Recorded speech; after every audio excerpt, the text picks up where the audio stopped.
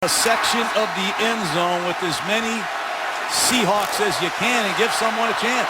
Rice is 6'4". Moore is 6'6". They're all to the right. Tate's the lone receiver to the left. The Packers playing at the goal line.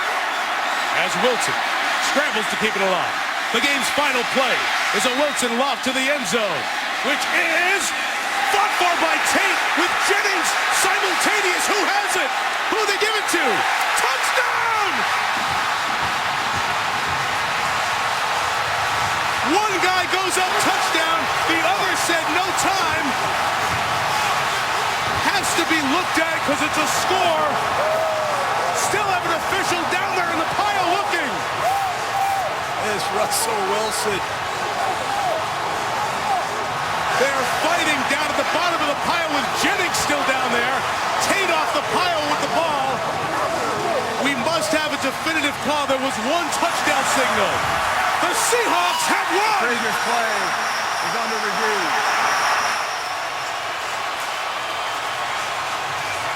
You can't go to replay to determine who caught the ball. So that call has to be made on the field.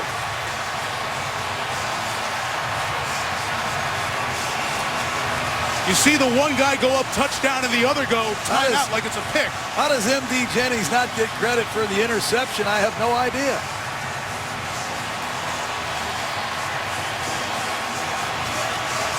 It looks like Jennings has the ball there. Let me bring in Jerry Austin.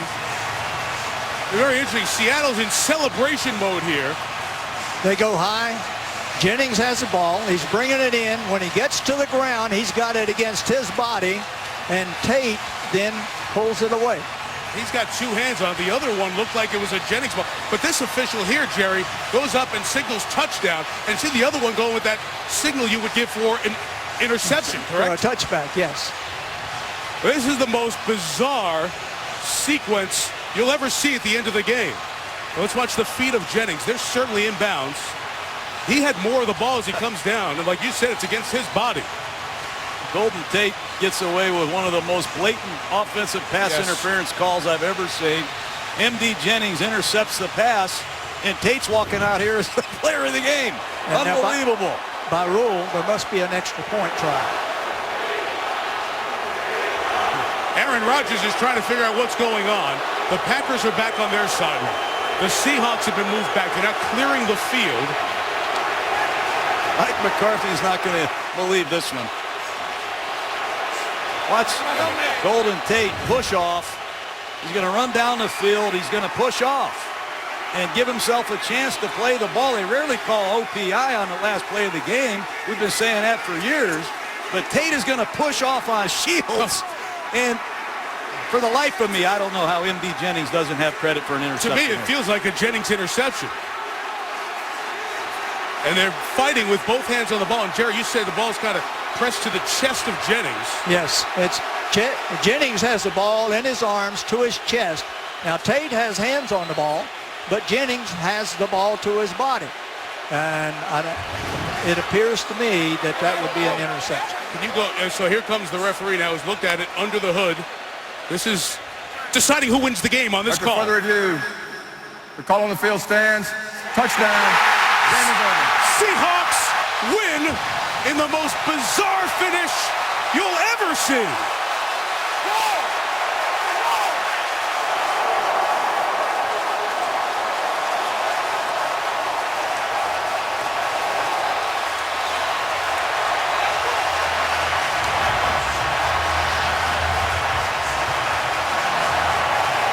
You need to try an extra point. The game is not over.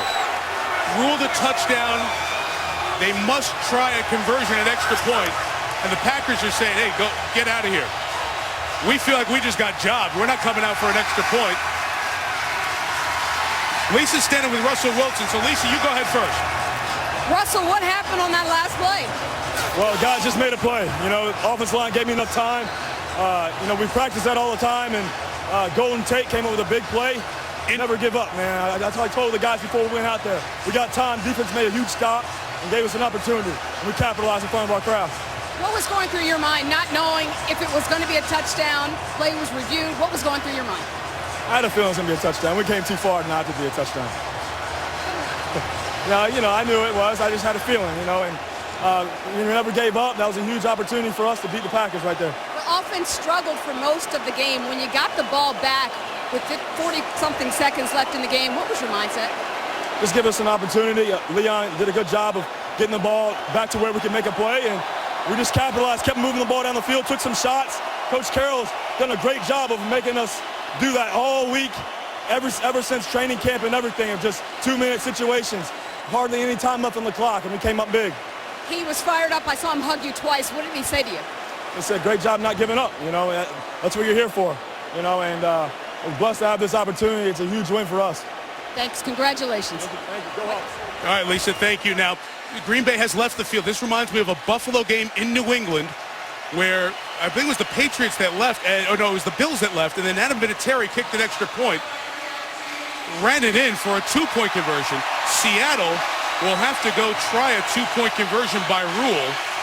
However, we're watching the officials walk off the field to the right, to our left, excuse me, as the Packers walk off to our right. The ref just asked Mike McCarthy at midfield about it, and McCarthy said, forget it. And he took off with his team, so they will not try the extra point. This is another rule mistake in enforcement in this entire fiasco of a referee situation. The Seahawks walk away with a win.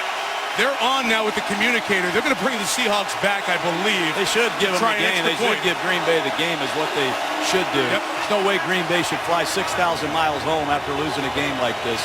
That's what instant replay's for. I don't like the way this game finished. I have a bad taste in my mouth. And Wayne Elliott's on the communication with upstairs because they're in the communication with the league office to get the rule properly. Let's go back to the play again as Wilson kept it alive, John. Well, it's pass interference. We talked about that on Golden Tate. He gets away with it, clearly. And I thought Jennings had the interception. And you've always told us, John, offensive pass interference is almost never called on these Hail Mary plays. Exactly right.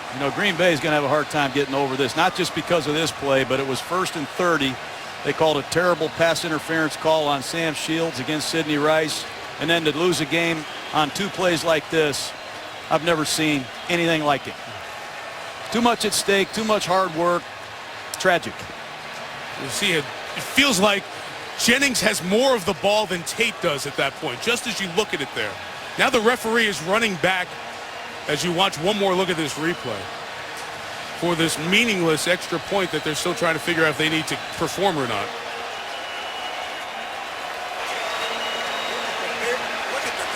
I'm going to bring Jerry Austin back in here for a second. Jerry, let's talk about the rule of simultaneous possession in a play. Is simultaneous possession always go to the offense, even if the defense has their hands on it first? That's correct. If it's simultaneous, that means both players are possessing the ball. But on this, Jennings is going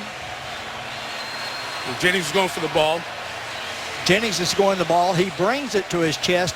All Tate has on it is one arm.